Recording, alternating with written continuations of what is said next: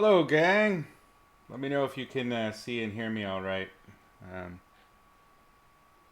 Hi, Irina. I'm always checking to make sure the equipment's functioning correctly.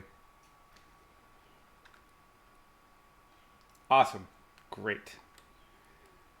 So we're just going to continue where we started, or where we finished last week.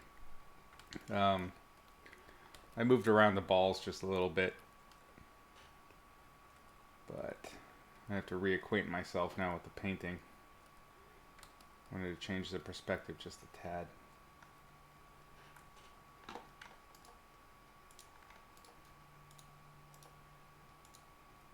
Hope everybody's doing good.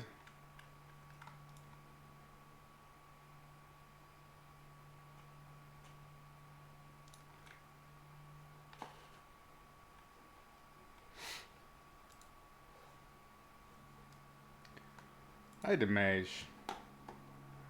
All good here. Just keeping busy. Been crunching hard on some. I asked for a big heap of magic cards, and it's got me very busy lately.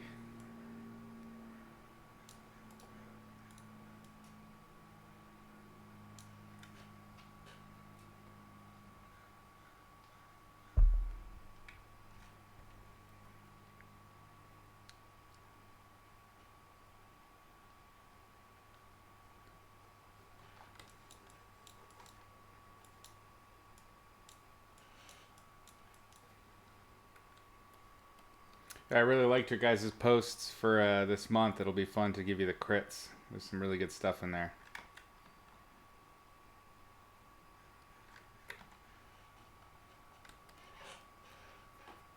I'm just looking to make a shape that kind of leads us in.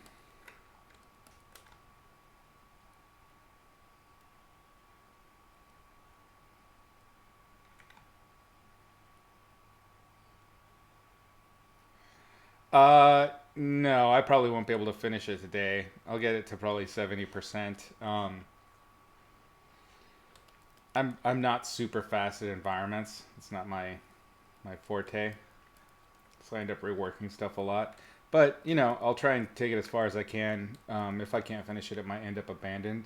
Because it was just sort of like an experiment. I have so many other things I want to paint too.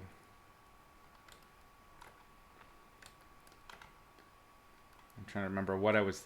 That's the hardest part about like taking a break from a painting for me for a long time is I forget kind of where I was going with it. It's like having an interruption in a conversation and then you're trying to like figure out where you were, the decisions you were making at the time, that sort of thing.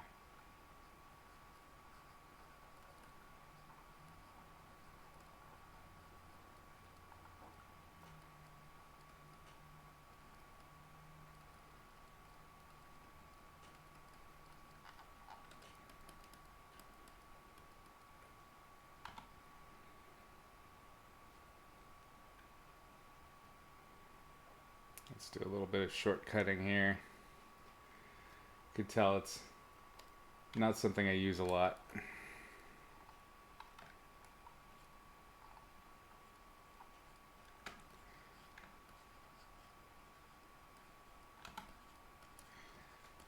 This is that lasso tool business I was talking about last week. Using that with the texture brush can help you cut corners a little bit with stuff like this. Just creating uh, quick edges.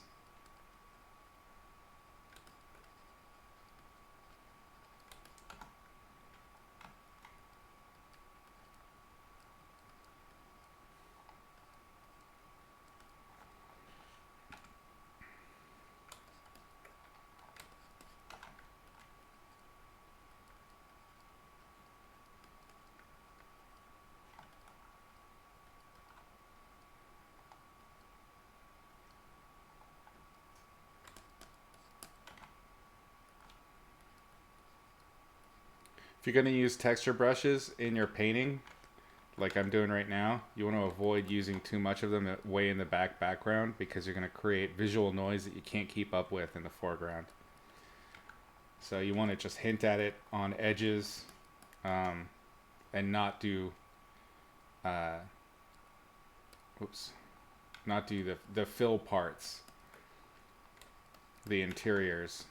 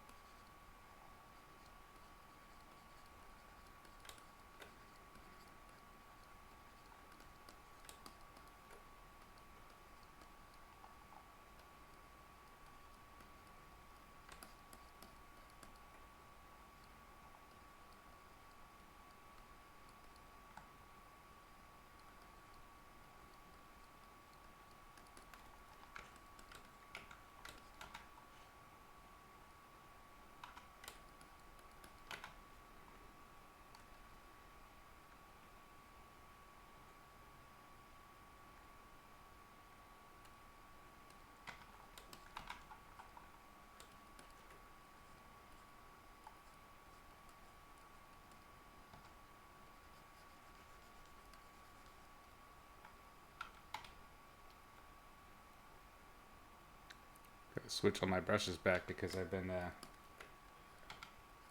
painting on something else that had a bunch of buildings in it, so all my brushes were a little more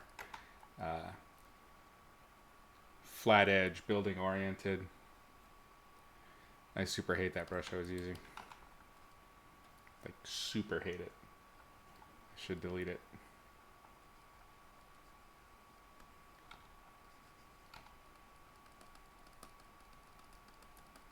I'm using the textures here just so that I can blur over them to create visual noise that'll be lost behind sharp edges like branches and nearby brush. When you're doing this kind of environment, I think that it works, yeah, it works best in kind of a natural environment, but kind of creating that fake bokeh effect or a depth of field focal blur can save you a lot of time.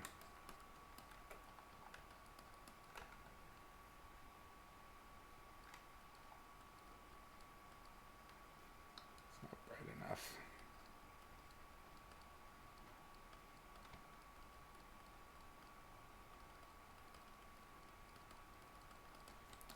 I didn't do it too much back here. There's still some edges, but it's still quite blurry compared to what I'm planning to do for the foreground. And as long as I get the values and shapes right with that overlap, making sure that soft edges are behind harder edges, or firmer edges at least, the effect should remain.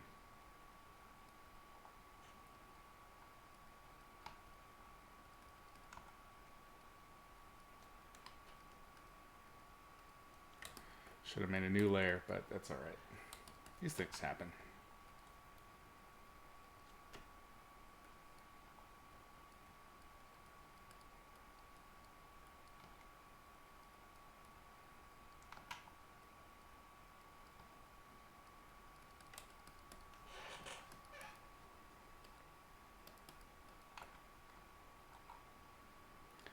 These values that I had back here for this dirt is too close to the trunk value.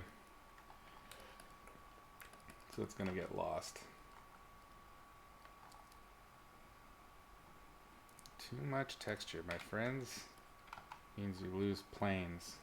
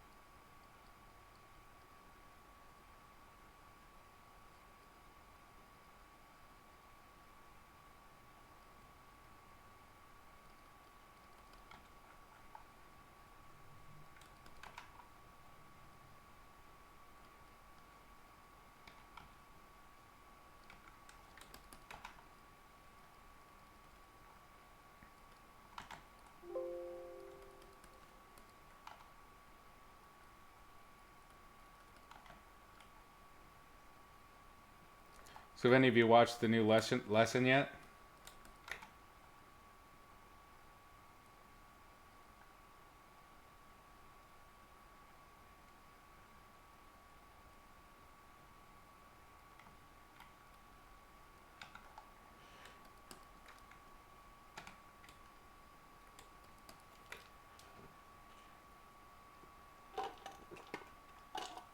Yeah. I'm just curious what you guys thought about it in comparison to how I normally do this. It's a little bit different. I thought it would be an interesting way to share the information using a 3D program instead of Photoshop.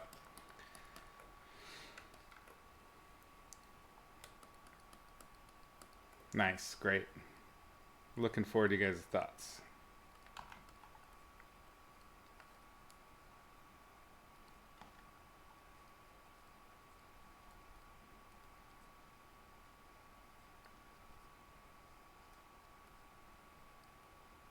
See how when you put a sharp edge with a very distinct value jump, which creates a really brilliant contrast, pushes that stuff back. It's no longer important at all. It just...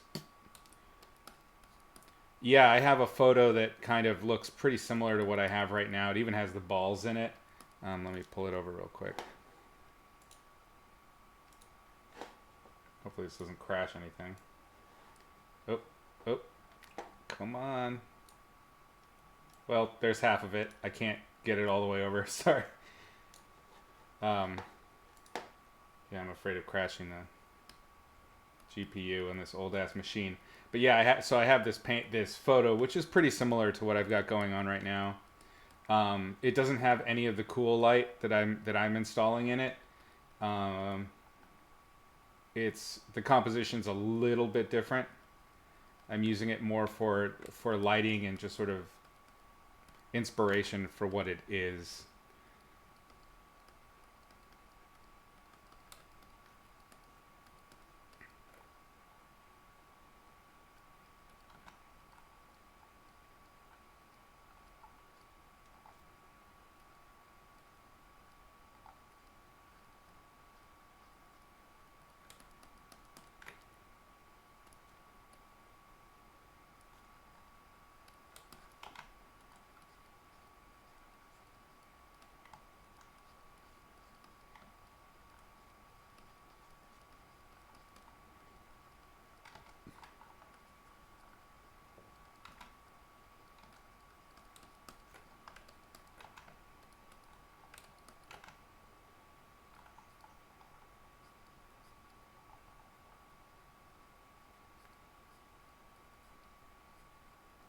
It's always a good idea to have some kind of reference.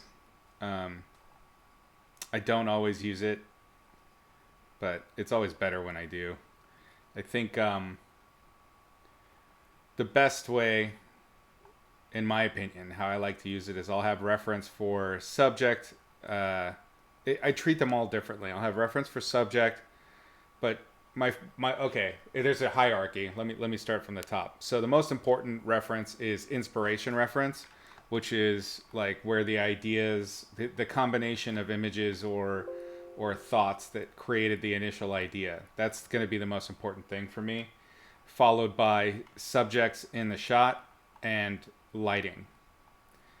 And sometimes those things will be totally separate. They won't be anything alike. The two inspiration images might be like a creature and like I don't know, a weird can of soda from a foreign country. And then the lighting scenario might be from a parking lot where none of those things are in there. And then the subject might be like a fish. So it goes all over the place.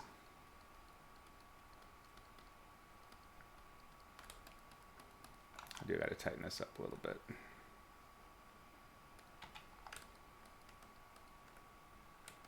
Have I decided on another day? No, not yet. I've been so busy with these magic cards, I haven't really thought about it. I'm still thinking it'll be earlier in the week rather than later, Monday or Tuesday. I know that back-to-back days might be a bit weird, though, so that's why I'm hesitant to just jump on that one right away. I don't know. What do you guys think?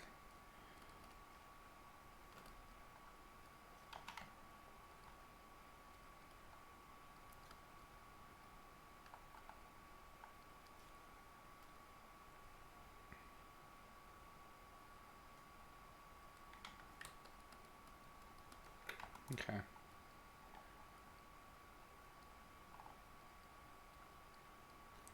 The thing I like about this particular foliage brush, I don't remember where I got it. It was some other artist.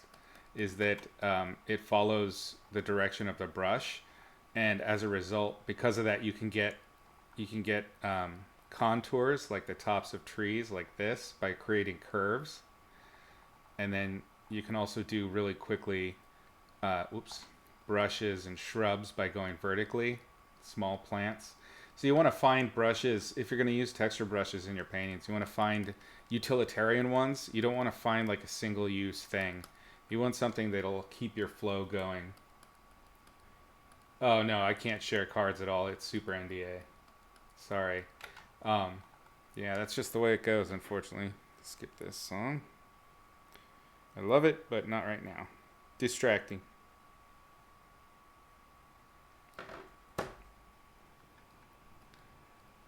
Yeah, the cards that we work on, the cycle for when they come out is like almost annually, if not longer. So you'll work on a painting and then you won't see it for at least a year.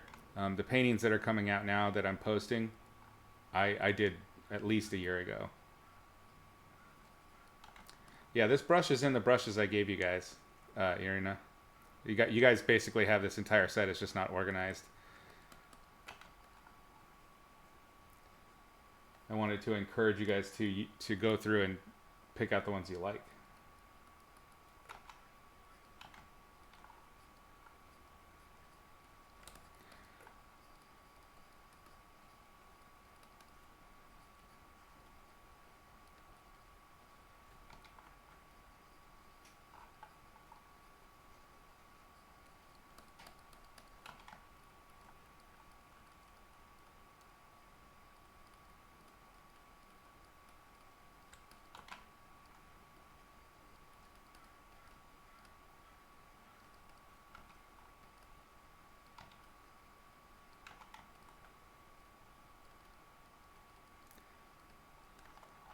I do like painting foliage. There's something kind of like, I don't know, meditative about it.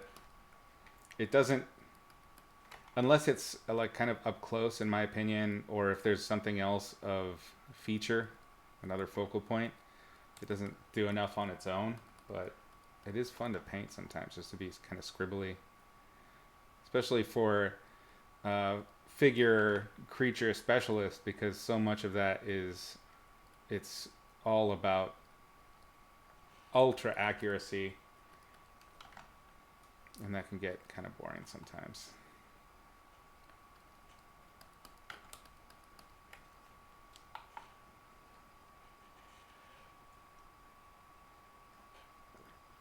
It's fine to paint entirely with the essential brushes. Um, I do it a lot, except for when I'm in a hurry. When I'm in a hurry, I tend to start depending a little bit more on texture brushes. Um, I used to do. I don't know if you guys remember the Nintendo DS. I had hacked mine, I guess you would say, and installed the colors program, and all it was a round brush. I loved painting on that thing because it just took away all of the options. Remember what we talked about in terms of problem solving and creativity.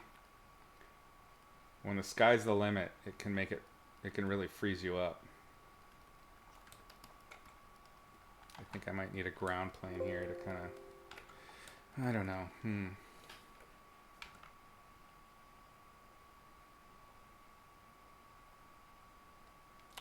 I don't want to create too much contrast on this side because again, I want to make a focal point down here somewhere and I don't want to render over here so much. So I'm going to veto my own idea there. And I'm going to come back and just try and create some depth with the brush that I have, or the foliage that I have. You can see how that would be a confusing statement. Do I have a group of brushes I use the most from the big set? Yeah, I'd say, let's see. They're not in any particular order, but so the way I've organized them is I organize them according to the quality of what they give me. So these first brushes are, my kind of pencil liner brushes. And then I have sort of like you were talking about, like a quick chalk set. These are like my fast chalk set. And then down here are a couple of textured airbrushes. And then beyond that, these are super calligraphic ones right here. And then this brush set is all color dynamic brushes. So every single one of these has either each stroke is a different hue, like a slightly different hue, or each brush tip that's put down is a different hue. And I use those for creating visual noise, especially in the background, or if I'm painting on something where I know that I want a variety of hues with a hard edge. Like ground planes would be really good for that kind of stuff. These are all my blur brushes. So this is the one that we made in the blur episode right here, the blur tool episode or smudge brush episode. And then I have like a soft cloud one and a brush streaky one that I'm kind of hating, so I'm going to probably end up deleting that. This set is all skin textures and fur textures. I almost never use them. The only times I really use these is actually for speckling, like if I'm trying to do the effect of like a toothbrush with paint on it. The rest of the time, I just don't paint so tight that you're going to see pores and stuff. It's just habit that I still have it. The next set, these are all these would be what I'd call like effects brushes, which would be like kind of easy smoke, quick fire, lightning, things like that, where I just need like an edge with a variety of details, but a center that has like a good calligraphic mark, some good scribbly texture brushes. This one is all chalky stuff that I almost never use. I do use these. These are speckle brushes right here. Also, I use them the same way, just to kind of create visual noise. I used this one on the Mother Crow episode. This is all smoke and atmosphere, these guys. This is a ground speckle, so I would use these. This one's a pretty good one. I'll show you this one since we're kind of in that vein. This one's great because it's flat and follows a plane. So if you use different sizes, you can kind of create little textures that, do that zigzagging thing that we were talking about. And then you can use that as kind of a background texture in order to create, to bounce light off of it. Like let's say, not bounce, but give yourself a change of plane so you can create an edge where you can pick up other light sources. So if we pop this light a lot, we could hit the back side of this, and then it's facing our light source in the back. You see what I'm saying? And it's quick plane change with a little bit of texture is what I would call it. The other way, there are other brushes that would be like, whoops, we're in smudge. There are other brushes that would be like putting rocks down. I don't use those ones as much. That would be like this guy, this guy.